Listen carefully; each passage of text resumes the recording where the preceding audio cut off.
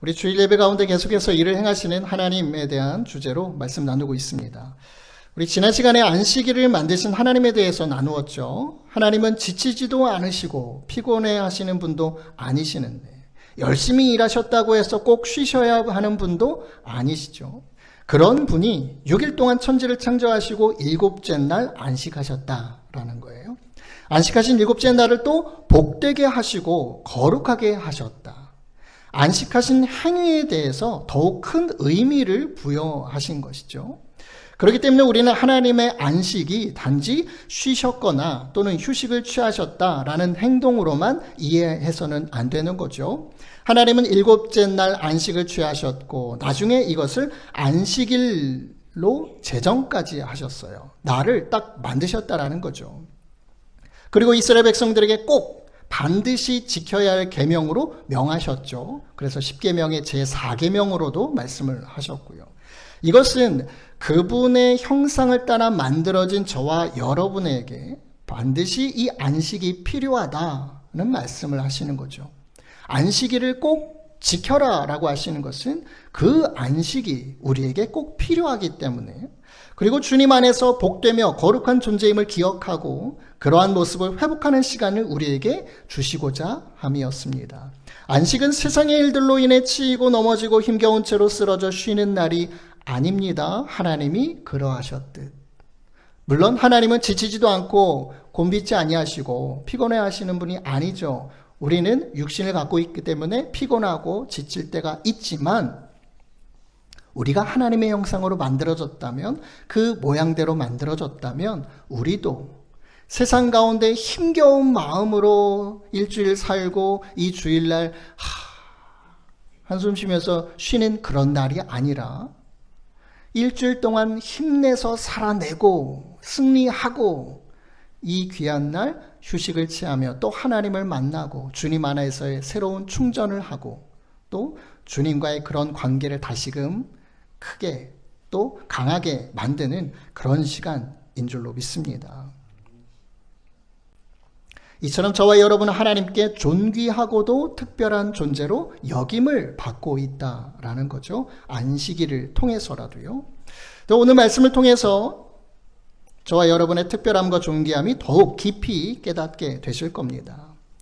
흙으로 사람을 지으시고 라는 제목으로 이렇게 말씀 나누도록 하겠습니다. 창세기 2장 7절 우리가 함께 아까 봉독했던 말씀입니다. 여호와 하나님이 땅의 흙으로 사람을 지으시고 생기를 그 코에 불어넣으시니 사람이 생명이 되니라. 창세기 1장에서는요, 하나님이 자기 형상과 모양대로 사람을 창조하셨다, 만드셨다 이렇게 기록하고 있는데, 그것은 하나님과의 연결고리, 연관성, 우리가 누구와 닮았는가에 대한 부분을 말씀하는 것이라면, 2장에서는요, 구체적으로 사람을 어떻게 만드셨는지에 대해서 언급하고 계시는 거예요. 하나님이 땅의 흙으로 사람을 지으시고 하나님이 사람을 직접 만드시는 모습, 혹시 좀 상상이 되세요? 생각해 보세요. 하나님께서 나를 어떻게 만드셨는가? 우리에게는 상상력이라는 게 있으니까요. 흙이라는 단어는 땅의 티끌, 먼지를 뜻하는 단어입니다. 그러니까 우리가 지음받은 재료가 뭐냐? 땅의 흙으로라고 되어 있죠. 땅이라는 단어는 아다마라는 히브리어고요. 흙, 먼지, 이 말은 아파르라는 단어입니다. 그러니까 아파르와 아다마가 같은 재질인 거죠. 땅에 있는 그 흙으로, 먼지로 우리를 만들었다라는 겁니다. 그래서 아담에게 너는 흙이니 흙으로 돌아가라. 그래서 첫사람의 이름이 아다마와 비슷하게 아담으로 지어진 것으로 우리는 생각을 하죠. 티끌 모아 태산이라는 속담 잘 아시죠? 아무리 사소한 것이라도 꾸준히 모으면, 쌓이면 나중에 큰 덩어리가 된다. 한 푼, 두 푼 모으면 나중에는 큰 돈이 된다. 진짜 어떤 사람이 한 푼, 두 푼 모았나 봐요. 700만 개의 동전이 앞에 보이시는지 모르겠는데 이게 다 동전입니다.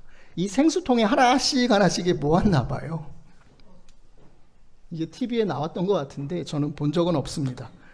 100원짜리, 500원짜리를 골라내는 작업을 지금 하고 있는데요. 만약에 100원짜리라도 700만 개라고 하면요, 7억이라고 하네요.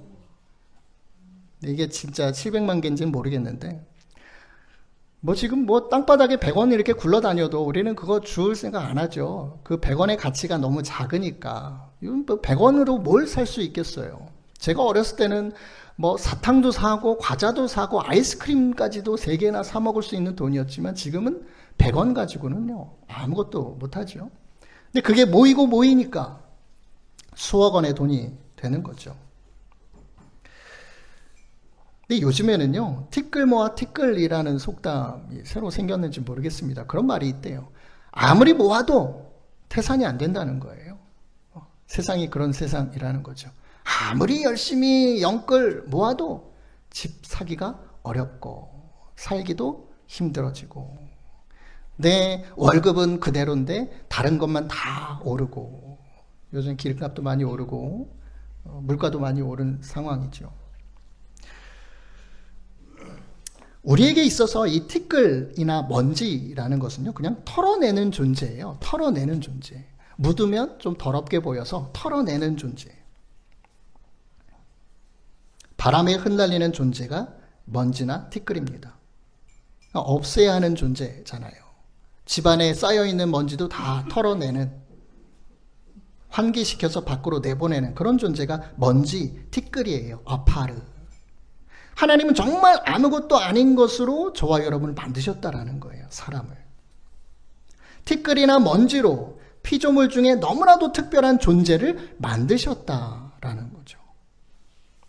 아무것도 아닌 그저 먼지를 자신의 형상과 모양을 곁들여서 사람을 만드신 거예요. 저와 여러분을 만드신 그 하나님의 손길, 얼마나 능력 있고 지혜롭고 정교한지 그런 것들을 우리는 느끼셔야 합니다. 여러분을 만드신 하나님의 일하심이 얼마나 놀라운 일인지 우리 새삼 느낄 수 있어야 할 줄로 믿습니다. 내가 어떻게 지음받은 존재인가? 내가 원래 어떤 모습이었는데 어떤 모습으로 창조되었는가? 만들어졌는가? 이 세상에 보내지게 되었는가? 아무런 의미 없는 존재에서 정말 특별한 존재로 그 하나님의 놀라운 일들을 이 세상 가운데 펼치는, 정말 하나님께는 없어서는 안 될 소중한 존재로 만드셨다라는 거죠. 여호와 하나님이 땅에 흙으로 사람을 지으시고 생기를 그 코에 불어 넣으셨다. 다른 동물들과는 달리요, 인간의 생명이라는 것은 하나님께서 직접적인 방법으로 부여하신 생기로부터 유래를 하죠. 하나님께서 인간 육체에 생명의 근원되는 생명의 호흡을 사람의 코에 불어 넣으심으로 인해서 사람이 생명이 되었다. 히브리어로는 네페쉬하야라는 단어입니다. 숨, 호흡을 뜻하는 네페쉬라는 단어고요. 생존, 존재를 의미하는 하야라는 단어가 합해서 된 말이에요. 그러니까 살아있는 존재가 되었다라는 뜻이죠. 생명. 살아 움직이는 존재가 된 거예요. 특별히 우리의 코에, 사람의 코에 생기를 불어 넣으심으로. 그러니까 생명이 되었다라는 말이 인간이 영적인 존재다라고 직접적으로 언급한 구절로 우리가 오해해서는 안 돼요. 다른 동물들도 히브리어로는 네페쉬 하야입니다. 살아 움직이는 존재. 모든 동물들도 다 네페쉬 하야예요. 그런데 살아있는 존재가 되는 과정 가운데 하나님의 직접적인 또 친밀한 개입이 있었다. 페이스 투 페이스. 얼굴과 얼굴. 물론 하나님은 이런 육체가 없는 분이시지만 우리의 코에 생기를 불어넣으셨다. 그 생기는 루아흐라는 단어잖아요. 하나님의 호흡. 입에서 입으로, 입은 아니죠. 입에서 코로. 그러니까 얼굴과 얼굴을 맞대고 생명을 불어넣으신 존재가 바로 저와 여러분이다라는 거예요. 다른 동물들은 그렇게 만들어지지 않았어요. 살아 움직이는 존재이지만 특별하게 만들어졌다라는 거죠. 그래서 하나님은 저와 여러분을 너무나도 소중하게 여기시는 것 같아요.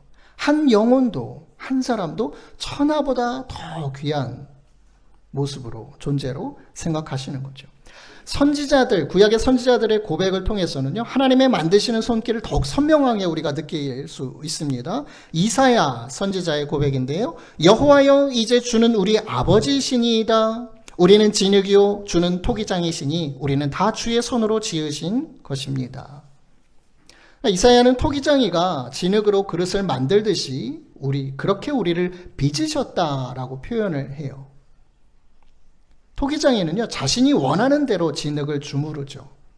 그러니까 어떤 그릇이 만들어질지 몰라요. 어떤 모양으로 만들어질지 몰라요.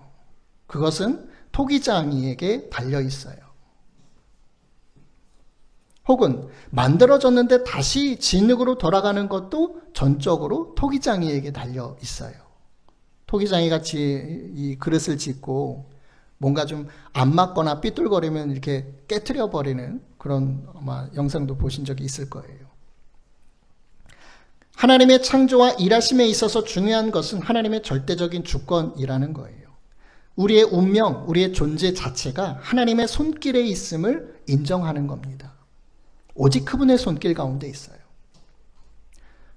그래서 주는 우리 아버지이십니다. 우리는 진흙이요 주는 토기장이이십니다. 우리는 다 주의 손으로 만들어졌습니다. 라는 이 고백은요, 이 피조물에 대한 창조주 하나님의 관심, 배려, 이런 것들을 거듭 상기시키는 고백이에요. 이사야 선지자예요. 비록 우리의 죄를 부인할 수는 없지만 우리와 주님의 관계 역시 부인할 수 없지 않겠습니까, 하나님? 우리의 죄 때문에 주님의 창조 목적을 포기하지 않으실 거라고 저는 믿습니다. 하나님이 저를 어떻게 창조하셨는데, 비록 죄가 있지만, 이스라엘 백성들이 비록 죄는 짓고 있지만, 그 이스라엘 백성이 하나님과 어떤 관계임은 주님께서도 절대 부인하지 못하실 겁니다. 우리는 주님께서 만드신 그런 창조물입니다. 우리를 왜 만드셨는지 그 하나님의 목적 결코 포기하지 않으실 거라고 믿습니다. 이런 고백이거든요. 다윗도 이렇게 고백을 합니다. 시편 139편 13절, 14절, 16절입니다. 주님께서 내 내장을 지으시며 나의 모태에서 나를 만드셨나이다. 내가 주께 감사하옴은 나를 지으심이 심히 기묘하심이라. 주께서 하시는 일이 기이함을 내 영혼이 잘 아나이다. 내장이라는 말은요, 신장을 뜻하는 단어이긴 하지만 우리 몸속에 있는 장기요, 인간의 내면을 가리킬 때 광범하게 사용되는 그런 단어예요. 우리 인간의 감각이나 감정이 있는 그런 것을 의미하기도 하고요. 나의 모든 것을, 내 속과 내 겉을 모두 만드셨다. 어머니의 모태에서. 만들다라는 단어는요, 여러 가지 물질, 재료를 사용해서 한 가지 물건을 지을 때, 특히 실로 어떤 천을 짜는 것을 의미할 때 사용하는 단어거든요. 이 천이라는 것, 여러분들이 입고 있는 옷, 씨실과 날실로 색깔이 입혀지고 옷이라는 것들이 만들어지잖아요. 가로줄, 가로실과 세로실이 만나서 계속 이렇게 정교하게 짜여지면서 여러분들이 입는 옷이라든지 스웨터라든지 이런 것들이 만들어지는 것처럼, 또 거기에 아름답게 색이 맞춰지는 것처럼 그렇게 정교하게 세심하게 우리를 만드셨다라는 고백이 하는 거예요. 하나님은 우리가 태어나기도 전에 그의 외모, 성품까지도 구체적으로 그리고 계시는 거죠. 하나하나 저와 여러분을요, 어떻게 만들까? 이 원정이를 어떻게 만들까? 하시면서 만드셨다라는 거예요. 다윗은 하나님이 만드신 다른 피조물들과 비교해 볼 때 그 만드신 상태가 너무 기이하고 놀라운 것이어서 다른 피조물들과는 구별된 각별한 경외감을 표해할 정도라고 고백을 하고 있는 겁니다. 자신의 성품과 신체 조직들을 지으신 창조주 하나님의 솜씨가 참으로 경이롭다라는 거예요. 인간의 몸에는요, 평균적으로 30조에서 40조, 50조 개의 세포로 구성되어 있대요. 머리부터 발끝까지 우리 머리카락 하나도 다 세포로 구성되어 있죠. 숫자가 30조에서 40조 혹은 60조까지도 과학자는 얘기를 합니다. 성별이나 연령에 따라 또 차이가 있다고 하네요. 남자가 여자보다 한 10조 정도 더 많은 것 같고요. 어린이는 그보다 좀 덜 하고요. 매일 약 3,300억 개의 세포가 새로 만들어지고 죽는데요. 우리는 알지 못하지만 내 몸에서 세포가 3,000억 개 정도가 매일 새로 만들어지고 죽고 새로 만들어지고 죽고. 여러분들이 음식을 먹고 마시면서 활동하면서 에너지가 만들어지고 그 에너지로 계속해서 세포가 만들어지고 죽고 그러는 거예요. 초로 환산하면 초당 380만 개? 1초, 2초 이렇게 지나가는 그 순간에도 380만 개의 세포들이 생성되고 죽고 한다는 거죠. 놀랍지 않으세요? 우리가 그런 것을 인식하고 만들어내지 않아요. 내 몸이 알아서 그렇게 막 작용을 하는 거예요. 그렇게 만들어졌어요. 구조가. 근데 대부분은 적혈구 세포 수라고 합니다. 25조에서 30조 개의 적혈구 세포. 적혈구라는 세포가 피 속에 있죠. 무슨 작용을 하죠? 산소를 운반해요. 그래서 우리 인간이 5분만 산소가 뇌로 공급되지 않으면 뇌사가 되잖아요. 다 금방 죽게 되죠. 모든 장기나 이런 것들이 신선함이 유지가 안 되는 거예요. 그 일을 적혈구가 계속 해내는 거예요. 그래서 그 많은 숫자가, 많은 수의 적혈구가 계속해서 운반하는 거죠. 산소를 운반하고 에너지를 운반하고.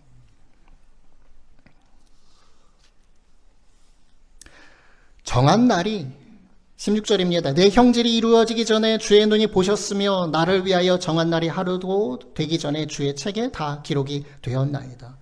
내가 어머니의 뱃속에서 모습이 만들어지기도 전에 주님께서 나를 보셨다라는 거죠. 나의 어떤 모습을 보셨다. 그리고 정해진 날들, 내 삶의 정해진 날들이 아직 시작도 되기 전에 이미 주님의 책에 다 기록이 되어 있다. 우리가 어떻게 살아가고 이미 모든 미래를 하나님이 아신다라는 거죠. 그래서 하나님은 우리를 인도하시는 분이에요. 이끄시는 분이에요. 우리의 모든 것을 아시기 때문에 그 길을 이끌어 주시는 분이에요. 당연히 그렇게 말씀하실 수 있는 거예요. 내가 너를 인도한다. 그러니까 사람들은 바로 앞날 내가 뭘 어떻게 해야 될까를 알지 못하기 때문에 청년들은 타로점을 보기도 하고 점집에 가기도 하고 사람에게 물으러 가잖아요. 내 인생이 앞으로 어떻게 되겠습니까? 내가 뭘 해야 되겠습니까? 알 수가 없어요. 신들림 받은 사람이라 할지라도 귀신 들렸다 이야기한다 할지라도 귀신은요 미래의 삶, 시간을 알 수가 없습니다. 왜요? 하나님께서 이끄시고 하나님께서 만들어 가시는 시간이 미래거든요. 귀신이 그걸 어떻게 알아요? 마귀가 어떻게 합니까? 사단이 어떻게 합니까?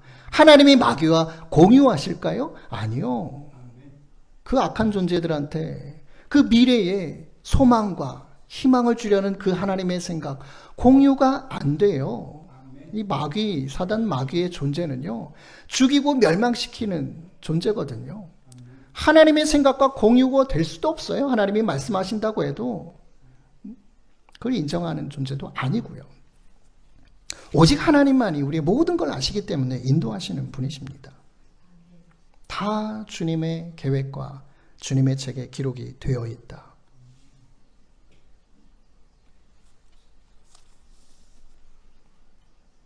그런데 주님은 다 알고 계시지만 그것을 주님의 생명책에 기록하시고 이렇게 따라와라. 어떻게 그렇게 만약에 인도하신다고 하면 참 우리의 삶은 복된 삶으로 계속 나아갈 수 있을 것 같아요. 그런데 우리에게 자유의지를 주셨잖아요. 선택할 수 있는 마음을 주셨단 말이에요. 하나님의 뜻 가운데 선택할 수도 있지만 내 뜻대로 선택할 수도 있어요. 그래서 우리의 길은 어디로 갈지 알지 못하지만 하나님은 우리의 선택의 길, 모든 미래의 삶을 아시고 계시죠. 그래서 중요한 것은 우리가 어디로 가야 하는지, 어떤 길로 내딛어야 하는지 하나님께 묻는 것이 가장 정답이에요. 그것이 신앙생활이죠. 하나님의 뜻을 깨달아 아는 것. 그 길로 걸어가는 것. 그것이 성경에서 말하는 순종입니다. 하나님의 말씀대로 살아가는 것. 그게 성공이고 그게 형통함의 복이고 그게 복된 삶이라는 겁니다.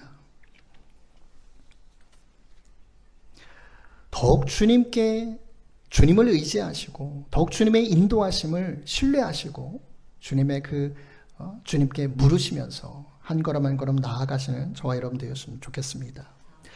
예레미야 선지자는요 1장 5절에 이렇게 고백을 해요. 하나님께서 내가 너를 모태에 짓기 전에 너를 알았고 네가 배에서 나오기 전에 너를 성별 거룩하게 구별하였고 너를 여러 나라의 선지자로 세웠노라. 태어나지도 않았는데 선지자로 발탁하셨다는 거예요. 예레미야가 이스라엘 백성들에게 보내질 하나님의 사자, 선지자로 선택받은 것 결코 우연히 이루어진 것이 아니다. 하나님의 영원하신 계획 속에 포함되어 있었다라는 거죠.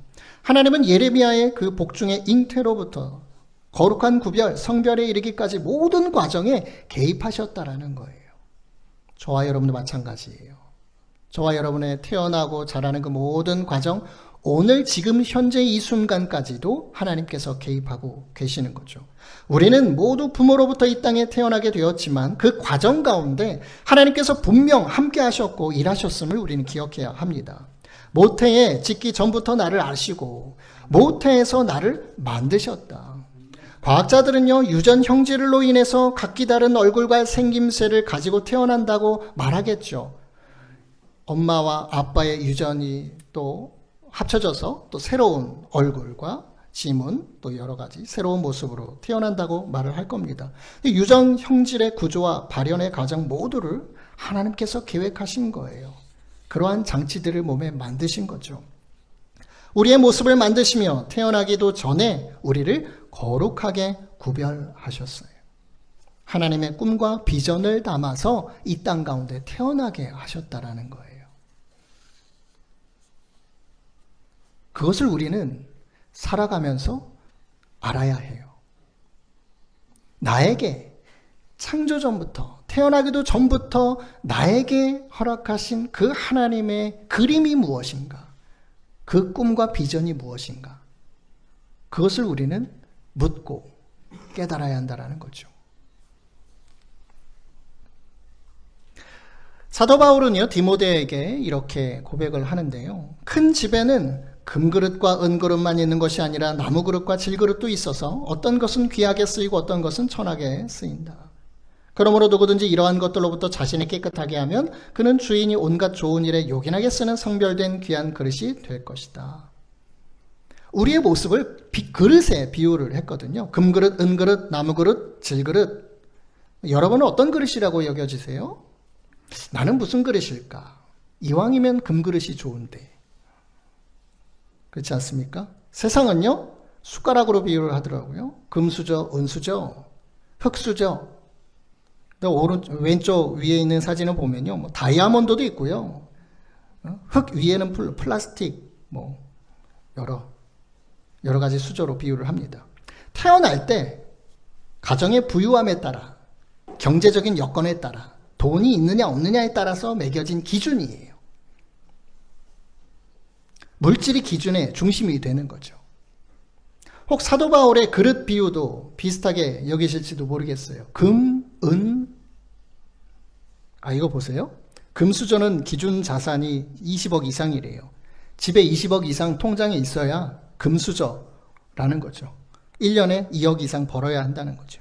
흑수저는요 5천만 원 미만 자산이 가구의 수입이 2천만 원, 연 2천만 원 이상. 그러니까 일반 서민들, 또 일반 직장인들은 흑수저라는 거예요. 그냥 흑수저다. 로또 한번 당하면 은수저 정도는 되는 거죠. 사도 바울은 그릇 비유 비슷하게 이야기한 걸까요? 잘생기고 예쁘면 금, 은 그릇일까요? 못생기면 나무, 질 그릇일까요? 많이 배우고 지식이 있고 학벌이 있으면 금, 은 그릇일까요? 몸이 건강하면 금, 은 그릇이고 그렇지 못하면 나무, 질 그릇일까요? 재료의 비싸고 싸고가 요점이 아닙니다. 무엇으로 만들어졌느냐에 따라서 귀한, 성별된 그릇이 아니다라는 거예요. 어떤 그릇은 귀하게 쓰이고 어떤 것은 천하게 쓰이는데 어떻게 쓰이느냐? 귀하게 쓰여야 된다? 천하게 쓰이면 안 된다? 그런 얘기하는 것이 아닙니다. 금, 은 그릇이 귀하게 쓰이고 나무, 질 그릇이 천하게 쓰인다라고 말하는 것도 아니에요. 말씀을 잘 보세요. 어떤 것은 귀하게 쓰이고 어떤 것은 천하게 쓰입니다. 만약에 금 그릇, 은 그릇이 귀하게 쓰인 거라면 금 그릇, 은 그릇은 귀하게 쓰이고 나무 그릇과 질 그릇은 천하게 쓰입니다. 이렇게 구체적으로 설명을 했겠죠. 그렇게 쓰지 않았잖아요.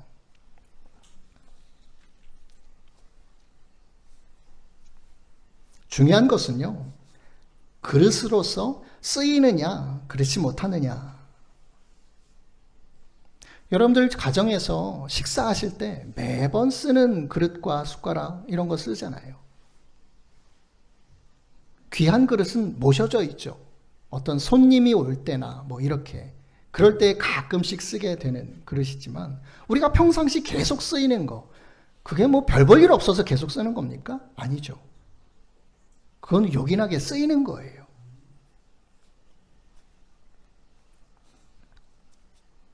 그 주인이 모든 좋은 일에 요긴하게 쓰이는 그릇이 되는 것. 온갖 좋은 일에 요긴하게 쓰이는 성별된 귀한 그릇. 그런 그릇이 되라라고 말하고 있는 거예요. 여러분 스스로를 세상이 세운 기준으로 바라보지 마시기 바랍니다. 돈의 가치로 여러분들 스스로를 판단하지 마세요. 세상이 야 너는 뭐 흙수저야? 플라스틱이야? 금이야? 은이야? 그런 말에 일희일비할 필요가 없습니다. 사람이라는 존재는 하나님께서 귀하게 만드셨기 때문에 돈이라는 것, 그 살아가는 수단이 되는 그 돈에 의해서 저와 여러분이 구분되는 그런 존재가 결코 아니라는 거예요. 하나님께 쓰이고 있는가? 주인 되시는 하나님께 온갖 좋은 일에 우리가 요긴하게 쓰여지는 그릇인가? 그래서 깨끗하게 준비가 되면 하나님께서 우리를 요긴하게 쓰신다라는 거예요. 그것이 참으로 귀한 그릇이다라는 거죠. 하나님께서 바라보시는 눈이 가장 정확한 거예요. 하나님께서 나를 어떻게 보시느냐가 가장 중요한 거죠. 하나님이 토기장이로 어떤 사람은 금그릇으로 어떤 사람은 은그릇으로 어떤 사람은 나무그릇, 질그릇 만드셨을 거예요. 왜 하나님 이왕이면 금그릇으로 만들어주시지 이렇게 못생기고 못나고 이렇게 지으셨습니까? 필요하셨어요. 요긴하게 쓰시려고요. 우리는 거기에 주목해야 하는 거예요. 다른 사람과 비교할 필요가 없어요. 내가 하나님 앞에 만들어진 그 모습 그대로 쓰임받고 있는가? 깨끗하게 준비되어서 하나님께서 나를 잘 사용하고 계시는가? 그것이 귀한 그릇이다라는 거죠. 하나님은 그렇게 보신다라는 거예요. 수많은 그릇 중에서 어떤 것이 귀한 그릇이냐? 하나님께 쓰시기에 좋고 준비되어 있는 그릇이다라는 거죠. 그런 그릇이 되시기를 바랍니다. 그 다음 하나님께서 무엇을 행하셨나? 사람을 만드시고요. 여호와 하나님이 우리가 읽은 이 성경 봉독 보세요. 여호와 하나님이 사람을 만드셨다. 8절에는 여호와 하나님이 또 뭘 행하셨다. 동방의 에덴의 동산을 만드셨다. 그리고 만드신 사람을 거기에 두셨다. 그리고 여호와 하나님이 그 사람을 이끌어서 에덴 동산에 두어서 그것을 경작하며 지키게 하셨다. 하나님의 행하심이 나타나 있죠. 모든 동물들에게는요, 하늘과 땅과 바다에 공간이 주어졌습니다. 삶의 자리. 물론 인간에게도 땅은 발을 딛고 살아가는 공간입니다. 그런데 하나님은 특별히 사람들을 위해서 동산을 만드셨어요. 동산이라는 단어의 어원적인 의미로 볼 때는 울타리로 둘러싸여 있는 안전한 장소를 의미합니다. 동방의 에덴에 창설된 동산, 거기가 어딘가? 물론 학자들마다 분분하겠죠. 이스라엘의 동쪽을 의미해서 물론 메소포타미아나 아라비아의 어딘가에 위치해 있음을 가리키기도 할 것이고요. 에덴이라는 단어의 의미가 즐거움, 기쁨이라는 단어의 의미가 있거든요. 그래서 그것과 관련시켜서 이해하기도 합니다. 기쁨의 동산, 즐거움의 동산. 그리고 에덴이 성경에서 언급할 때는 항상 비옥한 지역, 큰 나무들이 자라는 물이 풍부한 오아시스로 묘사되기도 합니다. 비옥함이라는 것, 풍성함이라는 것은 하나님이 임재해 계시다라는 표시이거든요. 하나님의 복의 표시예요. 그래서 동쪽에서 해가 떠오르고 빛, 신의 계시에 대해서 성경이 애용하는 은유적인 표현이죠. 동방의 에덴의 동산. 이런 면에서 본다면 결국 동방의 에덴 동산은요, 하나님이 거하시는 곳을 가리키는 것이죠. 특별히 울타리로 둘러싸인 안전한 곳에 사람을 두시고 그곳에 하나님께서 함께 거하시는, 하나님은 사람에게 에덴 동산을 경작하며 또 지키게 하셨습니다. 동산을 보살피고 보호할 책임을 맡겨 주신 거예요. 동산을 더 좋게 만들어 가라. 그래서 여러분들의 인생은요, 여러분들의 가정과 범사의 모든 삶의 자리는 여러분들에게 맡겨져 있는 거예요. 자유의지에 따라서 어떻게 경작하라고요? 더 아름답고 더 좋게 만들어라 라고 위임해 주신 거예요. 인간의 삶이 시작될 때부터 하나님은 동산을 특별한 피조물에게 위임하신 겁니다. 처음부터 사람은요, 하나님의 일에 참여하도록 부름을 받았고 소명을 받았다라는 거예요. 경작하며 지키는 사명은 지금도 마찬가지입니다. 여러분들에게 주어진 동산, 여러분들의 허락한 그 울타리, 그 지경, 삶의 지경 안에서 가꾸고 경작하는 것, 하나님의 뜻대로 좋게 만들어가는 것, 그것이 저와 여러분의 사명이에요. 구체적인 사명은 여러분들이 아마 생각해 보시면 알겠죠. 어떻게 만들어 가야 할까? 우리의 가정을, 우리의 가족을, 또 내 삶을, 내 친구를, 이웃을, 내 직장과 사업장을 어떻게 이루어 가야 할까? 또 여호와 하나님이 그 땅에서 보기에 아름답고 먹기에 좋은 나무가 나게 하시니 동산 가운데에는 생명나무와 선악을 알게 하는 나무도 있더라. 하나님은 동산에 보기에 아름답고 먹기에도 좋은 나무가 나도록 하셨어요. 이것은 하나님께서 풍성하게 공급하신다라는 것을 의미합니다. 여러분 다 아시겠지만 에덴 동산에 선악을 알게 하는 나무의 열매 외에는 금지된 열매가 없었어요. 우리가 창세기 3장을 보면서 조금 오해하고 착각하는 부분이, 에덴 동산 하면은 생명나무와 선악을 알게 하는 나무 두 그루만 가운데 떡 있는 것처럼 느껴질 때가 있어요.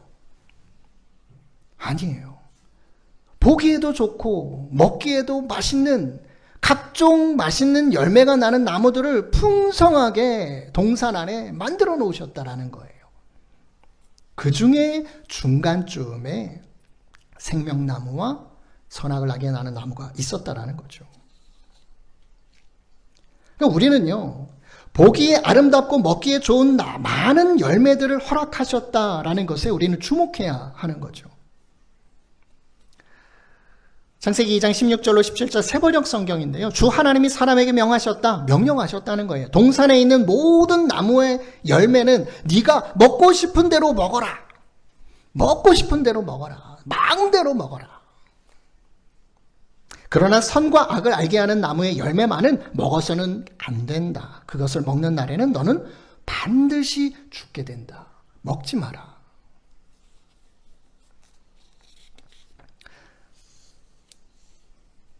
하나님은 동산의 모든 나무의 열매를 허용하셨어요. 먹고 싶은 대로 먹을 수 있었어요. 그 맛인 한 가지 열매를 주목할 것이 아니라 먹을 수 있는 여러 가지를 주목해야 하죠.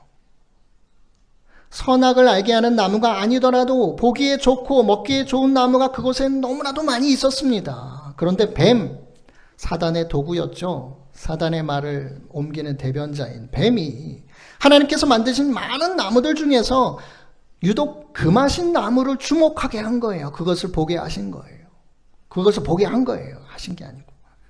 하와가 보니까 먹음직스럽고 보기에도 너무나도 좋았고, 그러니까 선악을 알게 하는 나무만 탐스럽게 보기에 좋은 게 아니라 모든 열매가 다 보기에 좋게 하나님 만드셨거든요. 근데 뱀이 그것을 딱 보게 하니까 그것도 먹음직스럽게 보기에 좋았다라는 거죠. 지혜롭게 할 만큼 탐스럽게 보였다는 거예요. 그래서 그 열매를 먹고 남편 아담에게도 주었다라는 거죠. 그 결과가 뭐예요? 동산에서 추방당하는 거예요. 쫓겨나가는 것. 사실 하나님은 선악을 알게 하는 나무의 열매에 대해서 구체적인 설명하지 않으셨어요. 야, 그 나무는 이런 나무야. 왜요? 그것을 설명할 필요가 없는 거예요. 그거는 누리는 나무가 아니에요. 먹고 마시는 그런 나무가 아니었다라는 거예요, 열매가. 그러니까 구체적인 설명할 필요가 없어요. 그냥 너 이거 먹지 마. 너 죽어. 독이야. 먹으면 안 돼. 우리가 아이들한테도요, 야, 이거 먹으면 안 돼. 지지야. 설명해야 됩니까? 야, 그거 땅에 떨어져가지고 뭐 세균이 묻어가지고 아예 설명할 필요가 없어요. 그냥 아예 먹지 마라고 하면 돼요. 강하게 얘기하는 거예요. 먹으면 안 돼. 그럼 안 먹으면 되는데. 다양한 먹을 게 참 많은데 왜 유독 거기에 주목을 해야 했을까요? 사단이 우리를 미혹하는 방법이에요. 그게 유혹하는 방법. 하나님께서 허락하신 좋은 것들, 신령한 하나님의 복들 너무나도 많은데 유독 죄를 짓게 하는 그것에 주목하게 하는 것.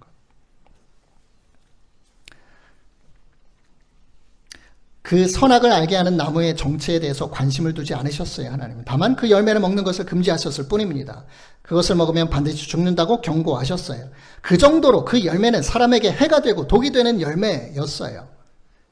그것 외에 하나님은 동산의 모든 것을 다 허락하셨습니다. 생명나무도 언급은 되어 있지 않지만 생명나무의 열매 먹지 말라고 안 하셨어요. 다 마음대로 먹어라 하셨어요. 동산을 관리한다라는 건 뭐예요? 동산에 그 어디도 가지 못할 곳이 없다라는 의미죠. 동산이 그냥 요만한 어떤 과수원처럼 여기시면 안 돼요. 하나님이 에덴에 동산을 만드셨다. 뭐 지구상에 어디냐? 그것이 중요한 것이 아니라 하나님이 만드셨어요. 사람들 거기 살도록 하셨어요. 지키도록 하셨어요. 그 동산은 참으로 넓은 아주 복된 비옥한 그런 곳이었어요. 어디든 가지 못할 곳이 없었다. 모든 동산의 모든 곳을 누비며 가꾸고 누릴 수 있는 특혜를 주신 거예요. 또한 보기에도 아름답고 맛도 좋은 열매를 모두 먹을 수 있도록 허락하셨어요. 멋진 선물입니다. 식도락이라는 말도 있잖아요. 여러 가지 음식을 두루 맛보는 것을 즐거움으로 삼는 일. 우리가 먹는 게 얼마나 즐겁습니까? 맛있는 거 먹는 게 얼마나 기분 좋게 해요. 기분이 꿀꿀하고 안 좋을 때 맛있는 거 먹으러 가자. 맛있는 거 먹으면 기분이 나아지고 좋아지죠. 먹는 거에 진심이에요, 사람이. 하나님 그렇게 만드셔서 그래요. 에덴 동산에 맛있는 것들을 많이 만드셨어요. 너무 맛있는 것만 드시면 안 돼요. 건강도 생각하셔야 됩니다. 요즘 예능 프로 보면요, 먹는 것이 대부분이죠. 동산에 어디에 있는 어떤 열매, 아담과 하와가 손 붙잡고 야, 오늘은 저 서쪽으로 한번 가보자. 동산에 어떤 열매가 있을까? 분명 맛있는 게 있을 거야. 동서남북 어디든 갈 수 있어요. 데이트하는 거예요. 가면 있어요, 맛있는 게. 가서 가꾸고 돌보고 마음대로요. 아담과 하와에게 매일 그런 즐거움을 선물로 주신 거예요. 하나님의 대리자로서 권한을 위임받은 주인과도 같아요. 위임하셨으니까. 가고 싶은 건 어디나, 먹고 싶은 건 무엇이나 먹을 수 있는 축복을 놔두고 왜 하필 하나님께서 금하신 한 가지에 주목을 해야 했을까라는 거죠. 그 죄로 인해서 살기 좋은 에덴 동산에서 쫓겨났죠. 땅도 같이 저주를 받아서 이제는 가시와 엉겅퀴를 내죠. 쓴 나물. 먹고 사는 일이 더 이상 자연스러운 것이 아니게 되었어요. 먹는 즐거움이 쉽게 다가오지 않았다라는 거죠. 남자는 열심히 땀을 흘려야 먹을 수 있게 되었고요. 여자는 해산의 고통이 더 커졌습니다.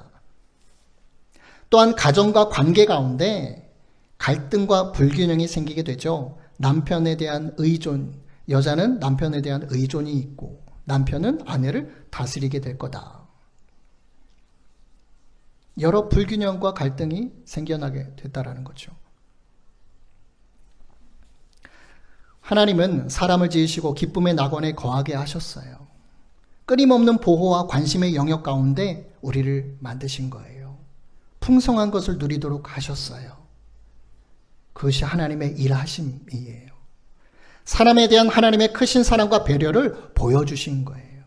그런데 아담과 하와 사람들은 하나님께서 보여주신 것보다 뱀이 보도록 한 것, 하나님이 금하신 것에 주목하여 하나님의 명령을 어기고 죄를 범함으로 쫓겨나게 되죠. 그곳에서 누렸던 복락을 잃어버리게 된 거예요. 그렇지만 그 사람이 누렸던 기쁨과 복은 완전히 소멸된 것이 아닙니다. 예수 그리스도를 통해서 하나님과 원수된 관계가 회복되죠. 죄가 사하여지게 되고요.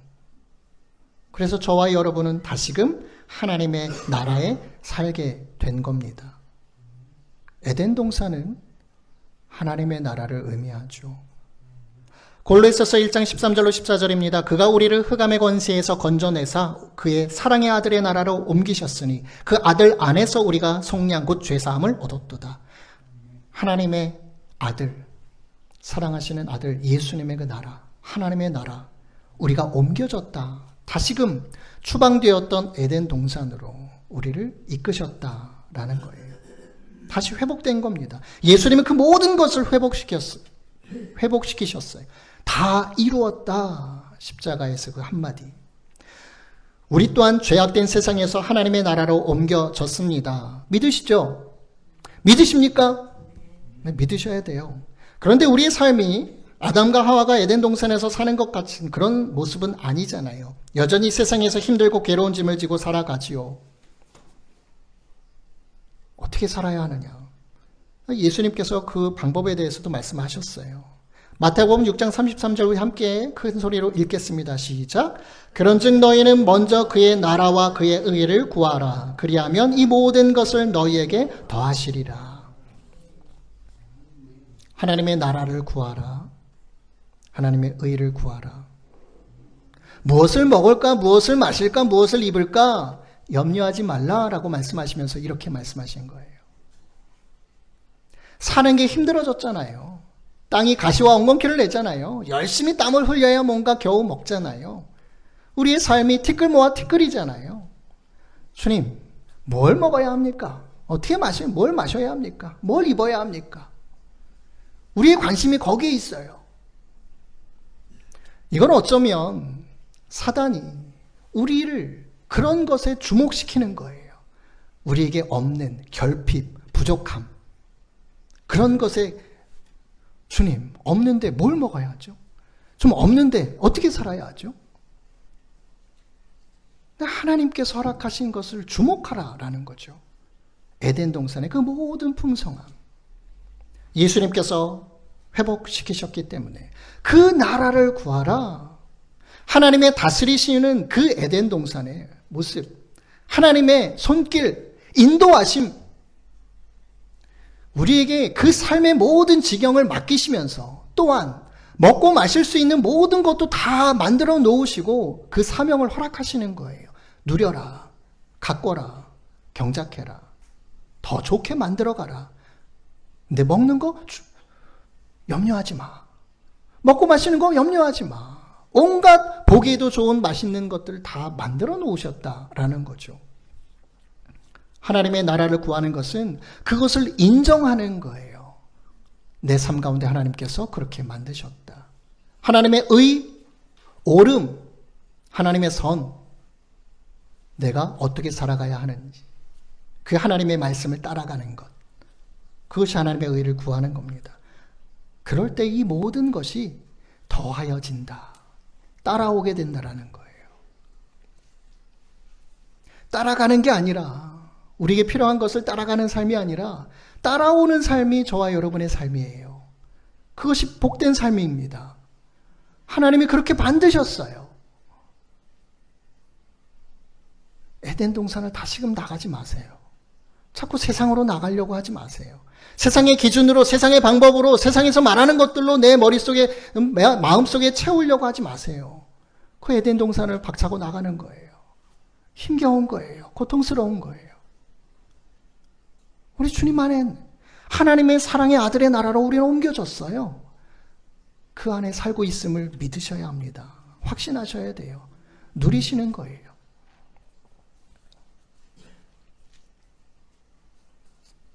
하나님의 나라와 의를 구하라는 말씀, 하나님의 다스림과 통치, 그리고 허락하신 사명과 허용,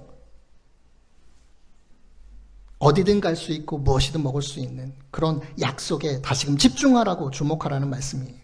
하나님의 대리자로서의 모습을 늘 기억하고 그 사명을 감당하라는 말씀입니다. 우리를 어떤 존재로 만드셨고 그분의 섭리와 인도하심 가운데 우리는 이 땅에서 무엇을 하며 어떻게 살아가야 하느냐. 정말 티끌, 먼지, 아무것도 아닌 존재에서 우리를 너무나도 존귀한 존재로 만드시고 먹고 마시는 모든 것들을 허락하시고 사명을 주시고 그 길로 나아가도록 하는 것, 하나님 나라를 살도록 하시는 것, 이것이 얼마나 복된 삶인가요? 예수님을 믿는 그 결과의 모습이에요. 하나님께서 회복시키신 저와 여러분의 모습입니다. 그러한 삶을 살아내시는 것이 하나님을 기쁘시게 하고 보시기에 참 좋은 그런 모습으로 나아가는 그런 저와 여러분이 되시는 것임을 잊지 마시고 그렇게 하나님께 영광 돌리며 나아가시는 우리 저와 여러분 되시기 예수님의 이름으로 축원드립니다.